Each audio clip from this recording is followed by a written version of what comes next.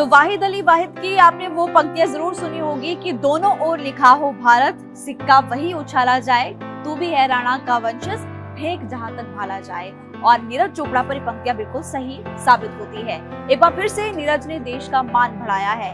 Hello नमस्ते, आप देख रहे हैं रिपब्लिक भारत का डिजिटल प्लेटफॉर्म। मेरा नाम है महिमा और आज हम बात करने वाले हैं नीरज चोपड़ा की। आप बखूबी जानते हैं कि पेरिस ओलंपिक में नीरज चोपड़ा एक बार फिर से जीत दर्ज करते हुए नजर आए।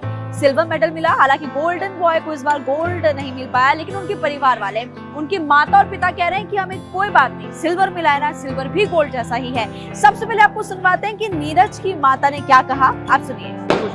नहीं जान तो बहुत खुश है, हमने तो सिल्वर भी गोल्ड बनने लग रहा, गोल्ड उसका है वो भी मारे लड़का जो मेहनत करता सब जा रहे। तो देखिए, नीरज ने 89.45 मीटर भाला फेंका था और उसके बाद ऐसा लग रहा था कि वो फिर से एक बार कुछ करने वाले हैं। हालांकि कोई बात नहीं, दोबारा से जब उनको 2028 में ओलंपिक होगा दोबारा मौका मिलेगा और फिर हमारे गोल्डन बॉय फिर से अपना चाम दिखाते हुए नजर आने वाले हैं। हालांकि इस वक्त देश काफी ज्यादा खुश नजर आ रहा है और एक बार फिर से उनका स्वागत भव्य तरीके से होगा। लेकिन चलिए, इस वीडियो में जैसे कि हमने आपको बताया था, हम बात करेंगे उनके संघर्ष के बारे में, क्योंकि कुछ भी चीज आपको आसानी से नहीं मिलती है, आपको बहुत मेहनत करनी पड़ती है और नीरज ने भी बहुत मेहनत की। ये मेहनत उनकी 11 साल से शुरू, जब वो सिर्फ और सिर्फ 11 साल के थे तभी से मेहनत कर रहे थे। देखिए, ये लोग बताते हैं जो नीरज को जानते हैं, उनके परिवार वाले बताते हैं कि शुरुआत में क्या था कि नीरज का वेट बहुत ज्यादा था, बड़े हेल्थी थे, वो मोटे थे और इसी वजह से उनके साथ जो रहने वाले उनके स्टूडेंट्स थे, उनके दोस्त थे, उनके पड़ोस में रहने वाले बच्चे थे, वो उनका बड़ा मजाक उड़ाया करते थे।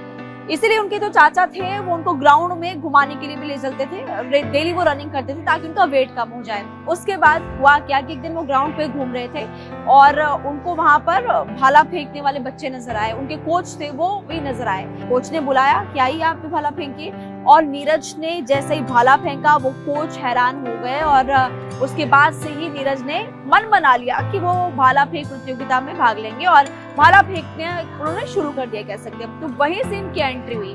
तो इनका बेसिकली रुचि नहीं थी इनकी कि मुझे भाला फेंकना है या मुझे एथलीट बनना है, ऐसा कुछ नहीं था। शुरुआत में बस शौकिया गए और देखिए आज क्या हो गया। अब बात करते हैं कि शुरुआत कैसे हुई। देखिए, यहाँ पर यूथ ओलंपिक में रजत जीतकर उन्होंने शुरुआत की थी। नीरज 2016 में एशियन जूनियर चैंपियनशिप में रजत पदक अपने नाम करते नजर आए थे और 2016 में भी रियो ओलंपिक में हिस्सा उन्होंने लिया था। इसके अलावा राष्ट्रमंडल और एशियाई खेलों में भी उन्होंने स्वर्ण पदक जीता था। इस बार की अगर बात करें तो इस बार भी देखिए उन्होंने बहुत अच्छा प्रदर्शन किया।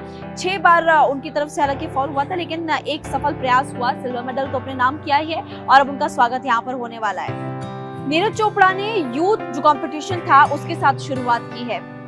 नीरज चोपड़ा ने 2014 में बैंकॉक में ओलंपिक में हिस्सा लिया था, रजत पदक वहां पर जीता था। उसके बाद 2016 में एशियन जूनियर चैंपियनशिप में रजत पदक अपने नाम किया था।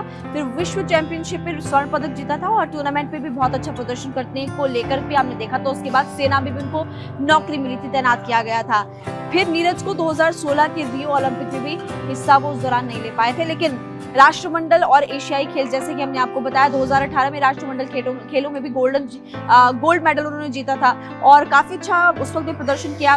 फिर 2019 आया, टोक्यो खेलों में एक साल पहले ही नीरज 2019 की अगर बात करें तो उनको चोट लग गई थी, उनको बहुत ज्यादा समस्याएं आई। लेकिन वो कहते हैं ना कि एक एथलीट, एक खिलाड़ी जो होता है उसका लक्ष्य सिर्फ और सिर्फ मेडल पर होता है और उन्होंने दोबारा से मेहनत की, चोट भी लगी, मेहनत की, लेकिन और उसके बाद सफल प्रयास में रहे।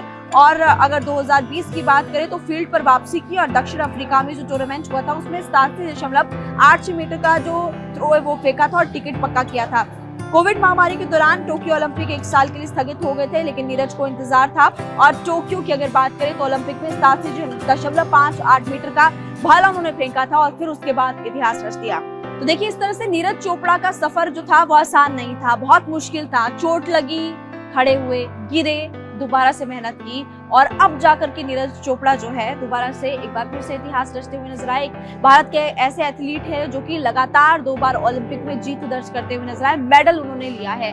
अब 2028 का इंतजार है जब हमारे गोल्डन बॉय अगली बार दोबारा से ग्राउंड पर उतरेंगे और गोल्ड अब की बार फिर से अपने नाम करेंगे। इस तरह की खबरों के लिए आप रिपब्लिक भारत के डिजिटल प्लेटफॉर्म के साथ बने रहिए।